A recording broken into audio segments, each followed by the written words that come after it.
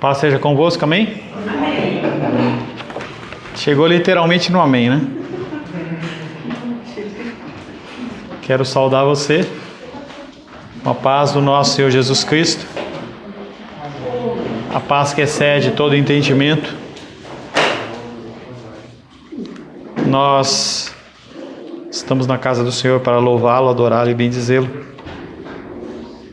Hora de você desligar o seu celular, pelo menos colocar ele no vídeo no silencioso.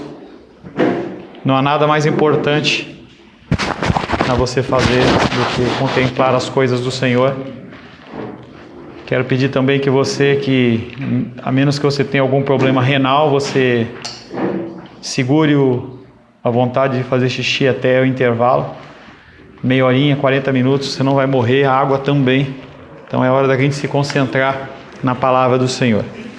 Estamos tratando, nessa primeira parte da aula, sobre o estudo do livro de Abacuque. Na verdade, nós não entramos ainda no estudo de Abacuque. Nós estamos trabalhando ainda os conceitos sobre profecia. Trabalhamos bastante na semana passada e devemos finalizar esta introdução no dia de hoje. Falamos na semana passada que os livros proféticos do Antigo Testamento, eles refletem o ministério de indivíduos que profetizaram entre 800 e 450 a.C. Esse período foi um período em que houve muita mudança de poder dentro do Oriente Médio. Falamos que nós vimos 3 grandes potências subindo, 2 subindo e descendo e uma emergindo, que são a Assíria, a Babilônia e a Pérsia. São governos que cresceram e caíram, e elas influenciaram em grande parte a história de Israel. Nós explicamos na semana passada as 10 tribos e as 2 tribos que ficaram com Judá. Falamos dos profetas que fizeram parte do domínio assírio. Falamos dos profetas que fizeram parte do domínio babilônico, na qual Abacuque se encontra. E falamos também do domínio persa. Começamos a explicar a implicação prática disso. Falamos que a profecia bíblica normalmente ela é endereçada a uma nação, no sentido total das pessoas e não no sentido específico, falando que a pessoa vai ter que casar, ou vai comprar um carro novo, vai comprar um jumento novo, sei lá o que quer que seja. Sempre a profecia bíblica ela tem o foco de alcançar uma nação ou um grupo de pessoas. Não quer dizer que Deus não possa falar de uma forma individual e Ele faz o que Ele quer porque Ele é Deus, mas não é a regra. Falamos que os profetas bíblicos, eles não chamavam as pessoas a rituais, não chamavam a fórmulas de culto, e sim as pessoas buscarem a santidade, mudança de coração e transformação. Sempre o foco da palavra de Deus foi transformação interna, não em transformação externa. O externo existe, o externo é importante, nós convivemos num âmbito social e nós temos uma série de situações em que nós temos que nos portar de uma maneira correta socialmente. Mas a função da profecia bíblica não é trazer as pessoas para um ritualismo. Olha, agora você só pode usar o cabelo comprido, mulher. Você só pode, homem, usar terno. E você começa a usar uma série de formas como se Deus estivesse falando, mas Deus não está falando nada disso. Claro que nós temos que manter a ordem e decência, mas a função da profecia bíblica não é essa. Falamos sobre a construção desses profetas, como que eles trabalhavam. Primeiro, eles preveniam o povo quanto às consequências do seu pecado. A primeira coisa é alertar. Você está andando num caminho errado e você está em pecado. É descrito o pecado, não é uma coisa genérica. Você não vai falar, olha, a pessoa, você está pensando, não, você é adúltero, você é mentiroso, você é ladrão. Você se descreve o juízo vindouro, aquilo que virá sobre a vida da pessoa ou sobre a vida das pessoas. Convida a pessoa ao arrependimento. É a bandeira da esperança, em que a pessoa ela tem que saber que há uma solução, há um caminho a ser trilhado diferente daquele que ele está trilhando. Não adianta você chegar para uma pessoa que vende o seu corpo, uma prostituta, um prostituto, e chegar para ele e falar assim, você tem que sair dessa vida. Você tem que apresentar uma solução. Como fazer isso? E você convida primeiramente ao arrependimento. E promete, em nome de Deus, que haverá uma libertação futura. Não é algo que fica no vácuo. Não é uma promessa, como de um político, que é lançada e não é cumprida, e a pessoa só vai lembrar disso daqui a 4, 5, 6 anos depois. as promessas de Deus, elas são verdadeiras e elas se cumprem. Com essa formulação, a pessoa, ela recebe uma profecia. É assim que os profetas do Antigo Testamento executavam as suas profecias. É assim que Abacuque vai trabalhar. Nós vamos discernir esses passos dentro do nosso estudo de Abacuque. Começamos falando na semana passada que quando você vai ler uma profecia bíblica dentro da palavra de Deus, normalmente ele começa com assim diz o Senhor e ele termina com assim diz o Senhor. É mais ou menos como quando nós oramos, você ora a Deus em nome de Jesus e você finaliza a sua oração em nome de Jesus. É como se o profeta estivesse mostrando, o que eu estou falando no âmbito geral é isso, e vocês têm que se preocupar com isso. Há também algumas formas de você fazer esse tipo de declaração profética. Um discurso de julgamento, acusação e julgamento. Você vai encontrar também uma coisa chamada oráculo de ai, em que ele começa falando ai e ele também finaliza falando ai. Exortação e convite ao arrependimento. Abra aí Amós, capítulo 5.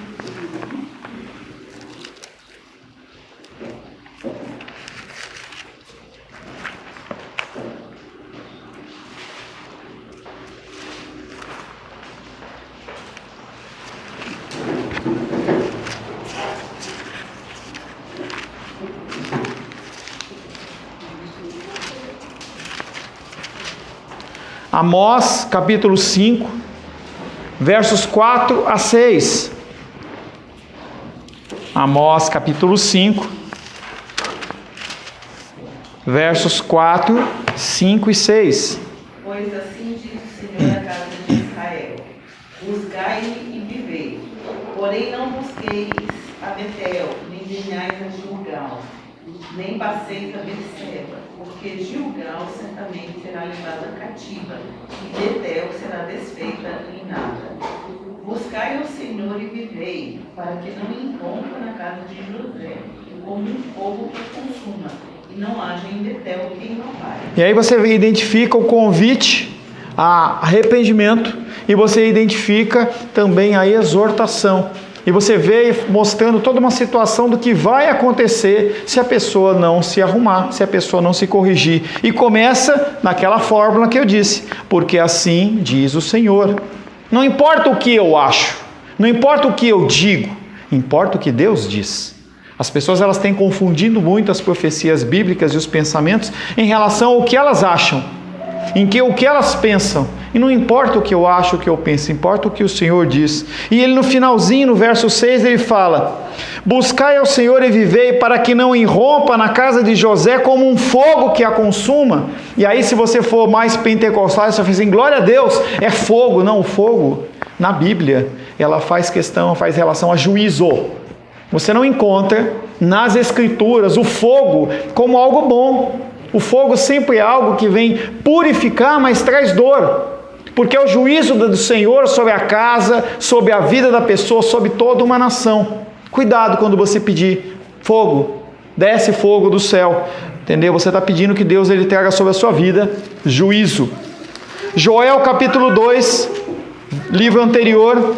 Pastor, Fale, meu querido. aqui na minha Bíblia não tem o capítulo 5 de Abacuque. Eu não estou em Abacuque, eu estava em Amós. Amós.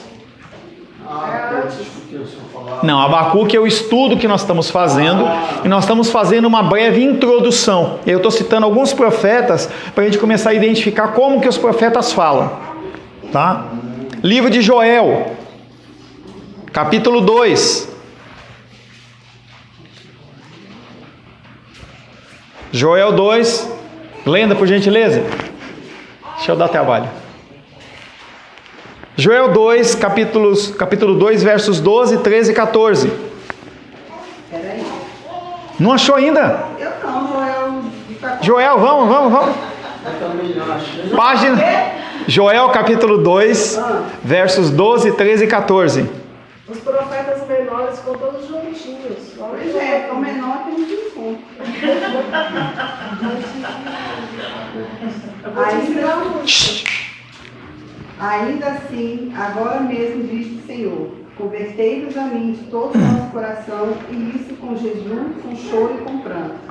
Rasgai o vosso coração, e não as vossas vestes, e convertei-vos ao Senhor, vosso Deus, porque Ele é misericordioso e compassivo, e tardio em ira-se, e grande em benignidade, e se arrepende do mal. 14.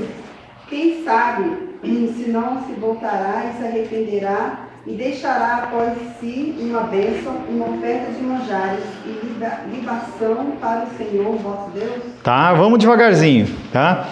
Ainda assim, agora mesmo, ele começa falando assim, diz o Senhor, novamente o conceito da profecia.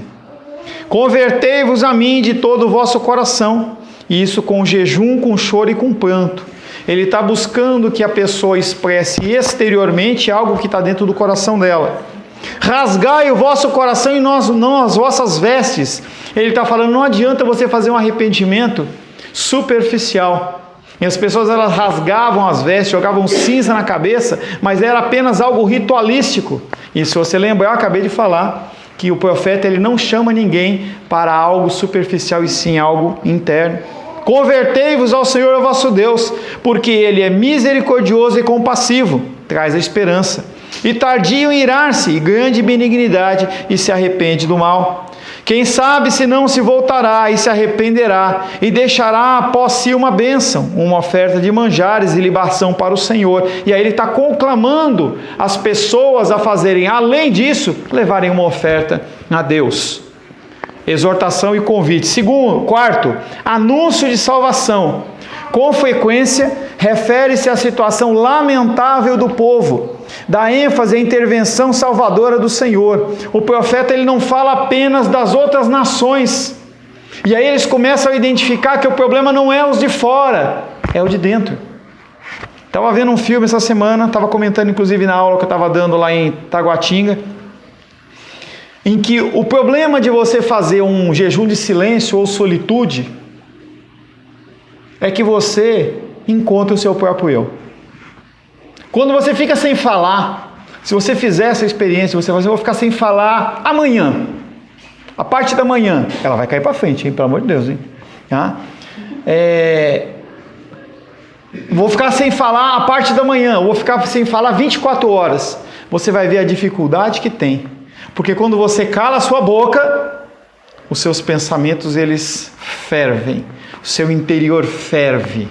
É algo, por exemplo, em que quando eu estava vendo um filme, estava uma pessoa dentro de uma prisão, numa solitária. E ali ela não tinha um livro, não tinha com quem falar, e aí a pessoa, ela fica praticamente louca, porque ela se encontra consigo mesma. Ela não tem como pôr a culpa nos outros. Quando você fecha a sua boquinha, você não coloca a culpa em ninguém. Ah, a culpa é do governo, a culpa é porque está quente, a culpa é porque isso... Não, a culpa é minha. Anúncio de salvação, com frequência, refere-se à situação lamentável do povo e dá ênfase à intervenção salvadora de Deus. E é assim que nós vamos trabalhar o texto de Abacuque. Quando nós começarmos a leitura de Abacuque, você vai ver que o problema não são os de fora, mas são os de dentro. Amós, novamente, depois de Joel. Amós 9...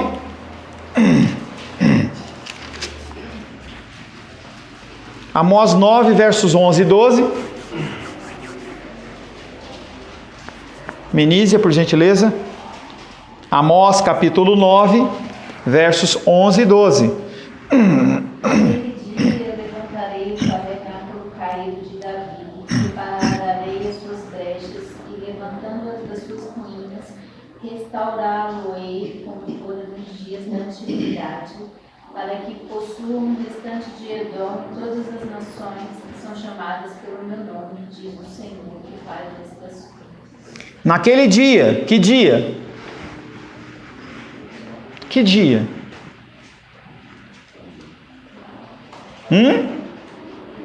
Arrisca? Que dia que ele vai restaurar? Na crucificação de Jesus. Não? O dia do Senhor. Dia de juízo. Quando houver o julgamento, naquele dia, ele restaurará o tabernáculo caído de Davi. Quem é o tabernáculo de Davi? Quem é o tabernáculo de Davi? A igreja. Nós somos o tabernáculo de Davi.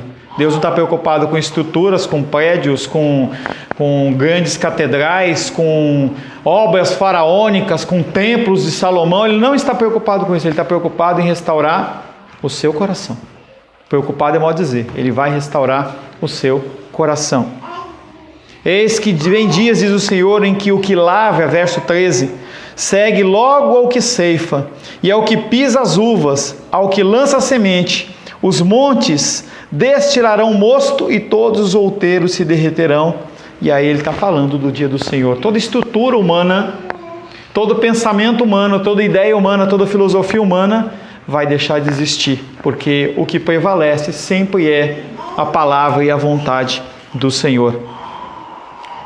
Também há a introdução como um oráculo de salvação.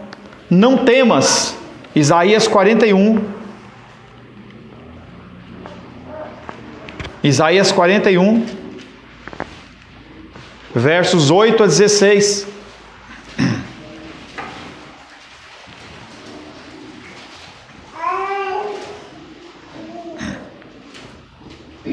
Isaías 41, versos 8 a 16. Alguém que não leu? Mas tu, ó Israel, servo meu, tu, Jacó, a quem elegi, descendente de Abraão, meu amigo, tu a quem tomei das extremidades da terra e chamei dos seus cantos mais remotos, e a quem disse, tu és o meu servo, eu te escolhi e não te rejeitei. Não temas, porque eu sou contigo. Não te assombres, porque eu sou Deus, eu sou teu Deus, que te fortaleço e te ajudo, e te sustento com a minha destra fiel. Eis que envergonhados e confundidos serão todos os que estão indignados contra ti, serão reduzidos a nada, e os que contendem contigo perecerão. Aos que pelejam contra ti, buscá-los, porém os que achas, serão reduzidos a nada, e a coisa de nenhum valor, os que fazem guerra contra ti. Porque eu, o Senhor teu Deus, te tomo pela tua mão direita e te digo, não temas, que eu te ajudo. Não temas, ó vermezinho de Jacó, povozinho de Israel, eu te ajudo, diz o Senhor. E o teu Redentor é o Santo de Israel. Eis que farei de ti um trilho cortante e um novo armado de lâminas duplas. Os montes trilharás e moerás, e os outeiros reduzirás a palha. Tu, ó, padejarás, e o vento os levará, e redemoinho o espalhará. Tu te alegrarás no Senhor e te gloriarás no Santo de Israel. Aí você vê a estrutura toda que é apresentada pelo profeta. Há a luta, há a perseguição, há a dificuldade, mas quem está no barco com você? Deus. Ele vai resolver e vai corrigir todas as coisas, porque é vontade e é propósito dele. Iniciando agora especificamente o livro de Abacuque, nós vamos começar ainda num contexto de introdução, falar um pouco sobre o livro de Abacuque, não entrando necessariamente no texto. O autor de Abacuque é aquele que está como título do livro, é o próprio profeta. Não necessariamente quando você vê o nome de uma pessoa, quer dizer que foi ela que escreveu. Mas em especial, nem Abacuque, quem escreveu Abacuque foi Abacuque. Abra Abacuque, por gentileza.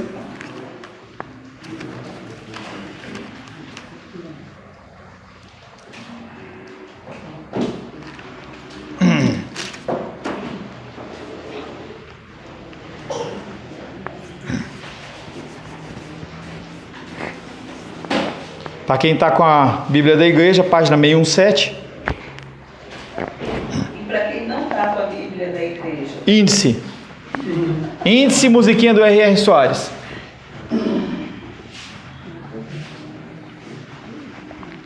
Abacuque. Como que eu sei que o autor de Abacuque é Abacuque? Abacuque 1:1. Rayane? Eu ainda estou procurando. Alguém, por gentileza? Abacuque 1:1. Sentença revelada ao profeta Abacuque. Sentença revelada. Até você, Edilene. A minha não tem Abacuque. Vai em Malaquias e vai voltando. Sempre para você achar profeta menor, o mais fácil é você ir Mateus, aí você volta Malaquias, Zacarias e você acha mais fácil, tá? Abacuque 1:1. Achei. Sentença revelada ao profeta Abacuque. Então Abacuque, ele abre falando em nome de Deus que quem foi destinado para escrever aquela profecia ou aquele livro foi ele mesmo. Outra evidência, 3:1. Abacuque, capítulo 3, verso 1. Oração do profeta Abacuque sob a forma de canto. Tá? Então, novamente, Abacuque ele é identificado dentro desse pequeno livro de três capítulos. Em 2 capítulos é identificado a figura dele como escritor. Ele se identifica como profeta e a conclusão da sua oração sugere que ele possa ter uma associação com o sacerdócio. Quando você começa a ler Abacuque, você vai perceber que provavelmente ele era um sacerdote da casa do Senhor, tá? Então, primeira informação, quem escreveu Abacuque foi Abacuque. Título do livro, o que significa? O que ele quer dizer? Porque cada nome na Bíblia ele tem significado. Não é que nem você que vai lá, eu quero colocar o nome do meu filho, na novela tem a menina lá que é bonita, então eu vou colocar ela.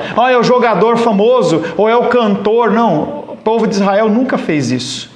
O povo de Israel sempre escolhia o nome da pessoa de acordo com o momento, com a situação que estava acontecendo, tá? Então, no caso de Abacuque, o sentido aqui é abraçar. O livro leva o título do seu autor, Abacuque, que vem de uma palavra hebraica que significa abraçar. Parece ser isso o que ocorre ao profeta diante da perplexidade. Ele se abraça a Deus como a fonte da sua salvação e da sua força.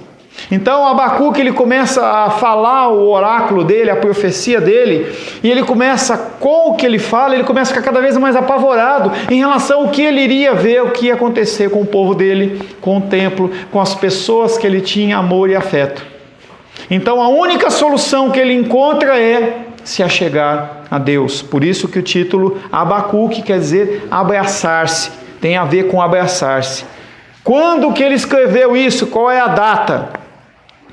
Uma vez que o livro antecipa a invasão babilônica e demonstra conhecer a fama dos babilônicos, Abacuque provavelmente ministrou durante o reino de Jeoaquim, e eu dei a folhinha para vocês, tá?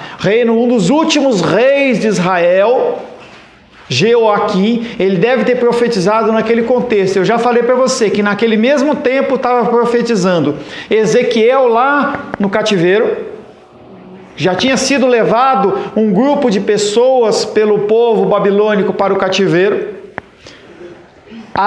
O templo de Jerusalém e os muros não tinham caído ainda. Havia ainda pessoas ali dentro, sendo governadas por um rei que foi colocado pelo próprio Nabucodonosor. Então estava lá Ezequiel lá, e em Jerusalém estava Jeremias e Abacuque. Pelo menos tem mais profetas que estavam nesse contexto. Então estava um falando, se arrepende, porque vai cair o templo, vai ser destruída a cidade. Lá Ezequiel falando, se arrependa, porque vai cair o templo e vai ser destruída a cidade. Tanto o povo que estava na Babilônia já, como o povo daqui, estava nem aí. Porque a história deles era que Deus sempre fazia algo. E as pessoas elas têm essa ideia. Deus ele ajuda e eu continuo no meu caminho de pecado e erro. Deus nunca deixou faltar. Deus nunca permitiu que isso acontecesse. Não vai acontecer nada. Eu vou continuar fazendo o que eu quero. É drogas, é sexo, é uso ilícito das coisas do Senhor, é uso ilícito, eu continuo fazendo. Alguma hora Deus vai dar um livramento para mim. Então eu não preciso me preocupar. Afinal de contas, nós vivemos num Brasil que tudo acaba em pizza. Então com Deus deve ser a mesma coisa. Porque a voz do povo é a voz de Deus. Porque Deus é um Deus do brasileiro. Todas as frases que não estão nas Escrituras e que é invenção do povo como um alicerce para o seu próprio pecado. Abacuque provavelmente ministrou durante o reino de Jeoaquim em Judá. Parece pelo texto que a Babilônia ainda não havia invadido Judá desta forma que eu falei, de destruir tudo, embora estivesse iminente. Isso sugere que o período da sua profecia tem sido algo em torno de 605 antes da invasão babilônica. Tema e propósito. Por que Abacuque foi escrito? Qual que é o motivo? Sempre que você faz algo, tem que ter um motivo. Você não faz por fazer. Todos nós temos motivações. E o livro de Abacuque também teve uma motivação. O tema dessa profecia procede da perplexidade acerca da possibilidade da invasão dos ímpios babilônicos. Abacuque, ele olha para aquilo lá, pensando, mas nós somos povo de Deus. Quer dizer que Deus ele vai utilizar um povo pagão para invadir a gente? E ele fica chocado com isso. O tema se relaciona com os problemas de fé que Abacuque pessoalmente enfrenta. Abacuque teve problemas de fé. Você e eu temos problemas de fé. Quando a dificuldade chega, quando a luta ela parece que é maior do que você pode suportar, você questiona, nem que não seja verbalmente, mas você pensa no seu coração: aonde está Deus? Será que Deus não está vendo o que eu estou fazendo, o que eu estou passando? Será que Deus não vai me trazer um livramento? E Abacuque, ele tinha o mesmo pensamento, porque Abacuque era de carne e osso. Primeiro questionamento dele: por que Deus permite que o mal cresça em Judá de modo impune? Talvez seja um questionamento que você tem. A Edilene exterioriza isso claramente. Por que Deus está permitindo ou permite que os políticos façam o que fazem? E a gente vê tanta impunidade.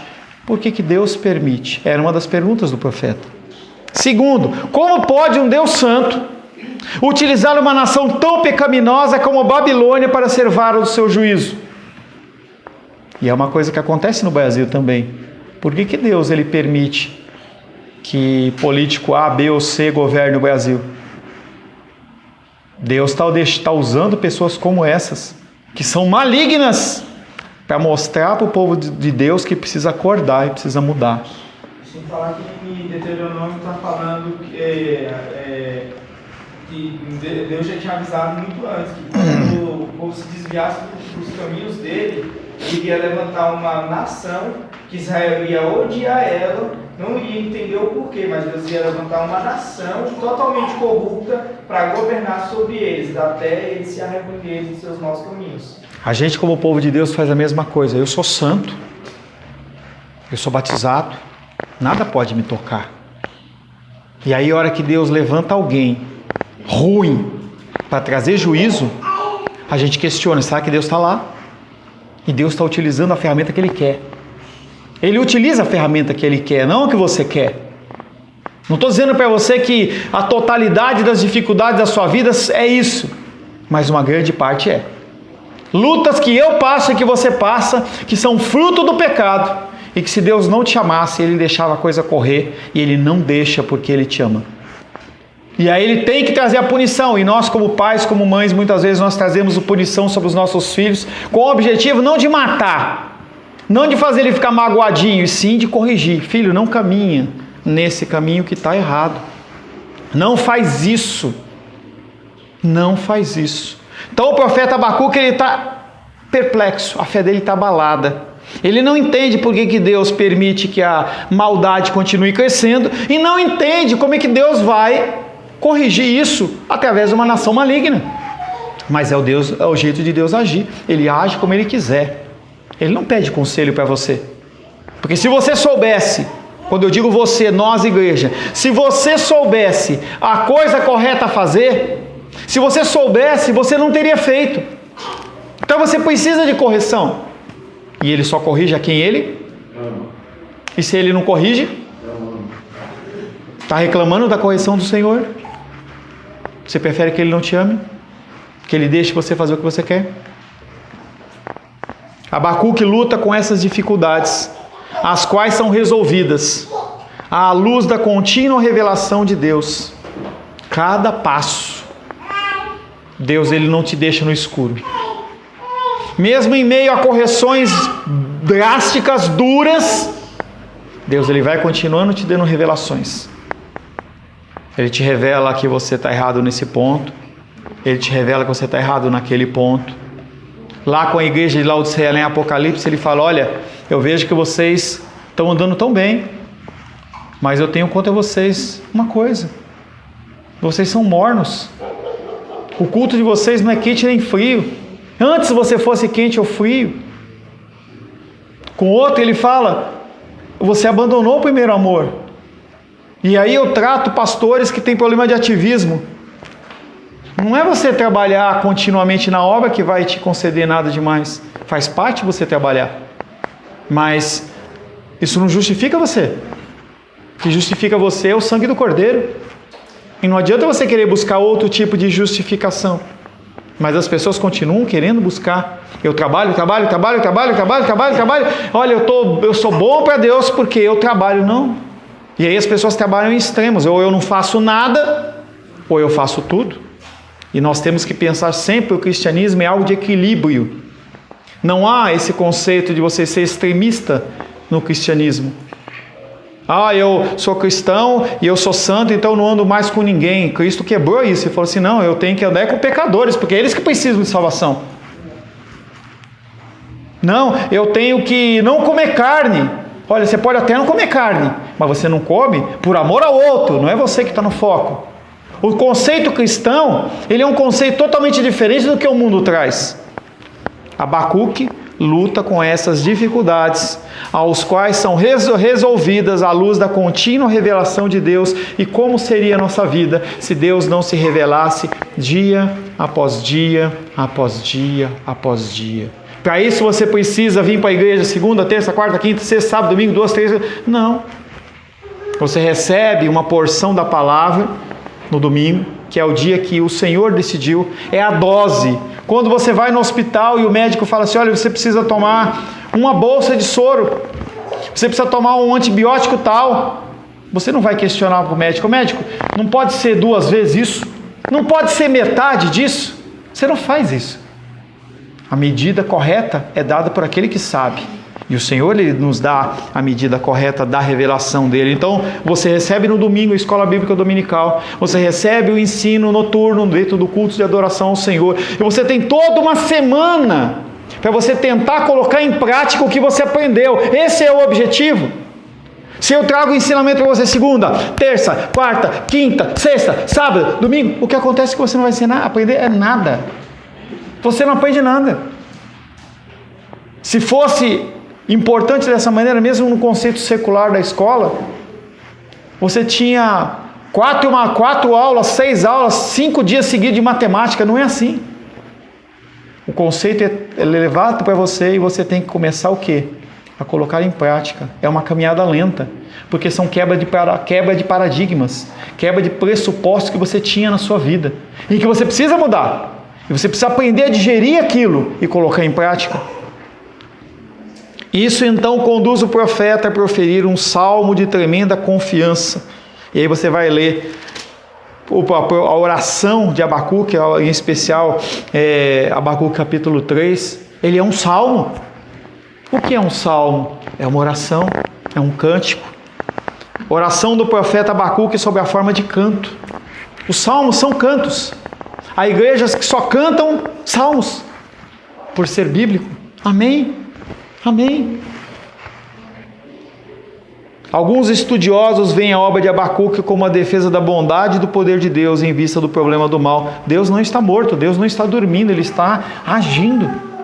Ele age, independente de você estar vendo ou não estar vendo. E você tem que crer nisso. Se você não crê na ação de Deus, você é pior do que o ímpio. A coisa mais importante é a história de Abacuque. A coisa mais importante é o povo de Israel.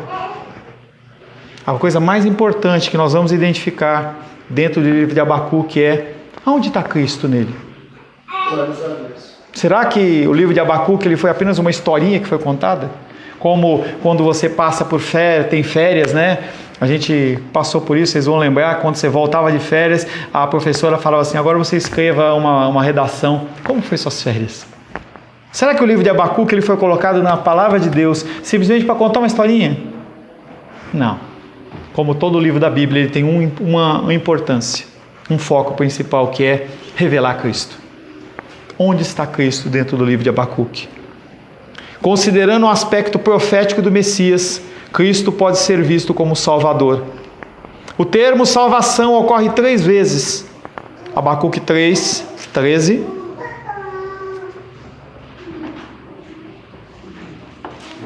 Abacuque 3, 13. Gabriel Sampaia.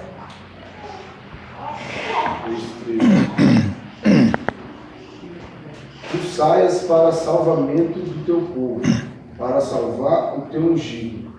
Feres o telhado da casa do perverso e descobres de todo o fundamento. Salvação, salvamento. Ele está falando da ação de Cristo. Abacuque 3,18. Todavia, eu me alegro no Senhor. Exulto no Deus da minha salvação. Quem é o Deus da sua salvação? Cristo. Dentro da figura da Trindade, a figura de Cristo é quem representa a sua salvação.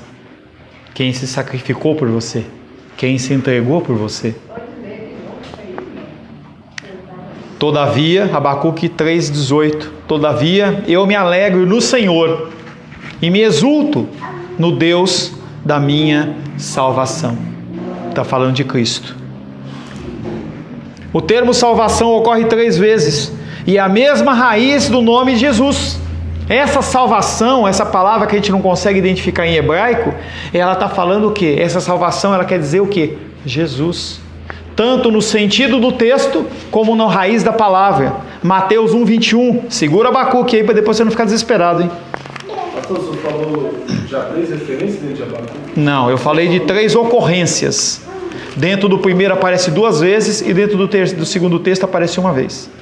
São 3 ocorrências da palavra salvação. O primeiro foi Abacuque 3,13. 3,13 aparece 2 vezes. Ah, tá. Tá? Mateus capítulo 1, verso 21.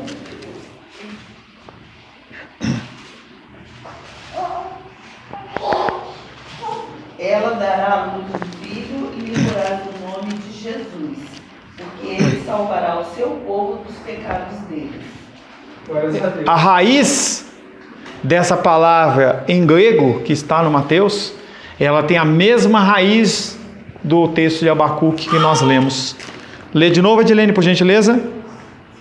Ela dará à luz um filho e lhe porás o nome de Jesus, porque ele salvará o seu povo dos pecados deles. Abacuque 3,18. Todavia eu me alegro no Senhor e exulto no Deus da minha salvação. É a mesma coisa. É a mesma coisa. Cristo também é o santo. Abacuque 1,12.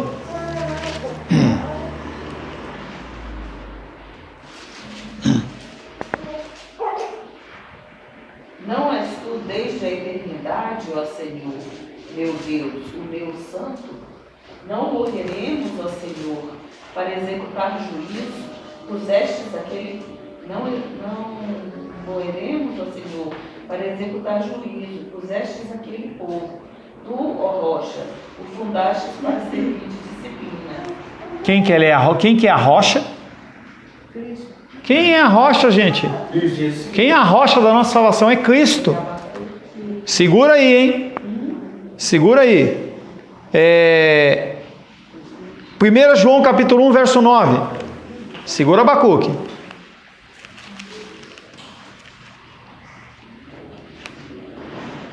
Primeira João é fácil, hein? Apocalipse, volta Judas. Vai lá em Apocalipse, volta um da Judas, volta 2 cartas, você está em 1 João. 1 João capítulo 1, verso 9. Se confessarmos os nossos pecados, Ele é fiel e justo para nos perdoar os pecados e nos purificar de toda injustiça. Volta para Abacuque. Não és tu, desde a eternidade, ó Senhor, meu Deus, o meu santo. Não morreremos, ó Senhor, para executar juízo. Puseste aquele povo, tu, ó rocha, o fundaste para servir de disciplina. Aquele que justifica o justo pela fé, Abacuque 2,4.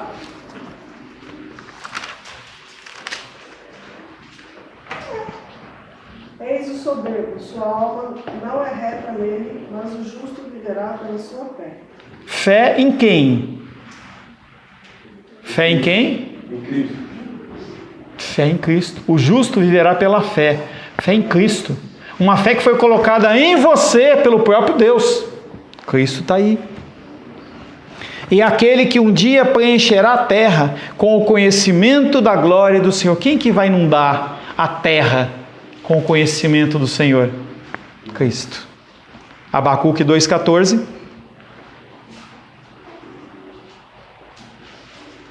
Pois a terra se encherá do conhecimento da glória do Senhor, como as águas cobrem o mar. E não é o que nós vemos hoje?